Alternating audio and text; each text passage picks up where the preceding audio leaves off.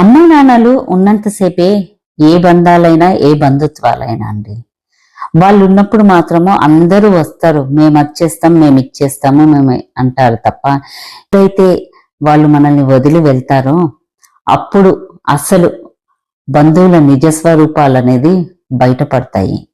ఏ బంధువులైతే మనతోటి మనకు ఉంటాము అని అంటారో ఆ బంధువులే రాబంధులే మనల్ని పీక్క తింటారు. సో అలాంటప్పుడు ఈ బంధాలు బంధుత్వాలు ఎందుకు చెప్పండి? కరెక్టే కదా. సో అందుకు ఎవరిని కూడా మీరు నమ్మకండి.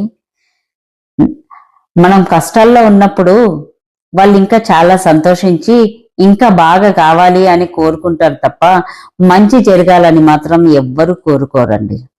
సో అందుకు ఎవరిని నమ్మకండి, మిమ్మల్ని మీరు నమ్ముకోండి.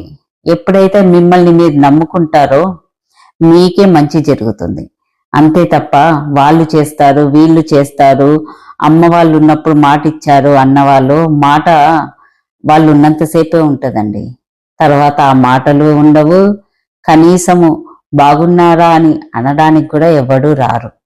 సో అందుకనేసి ఎవరిని నమ్మకండి.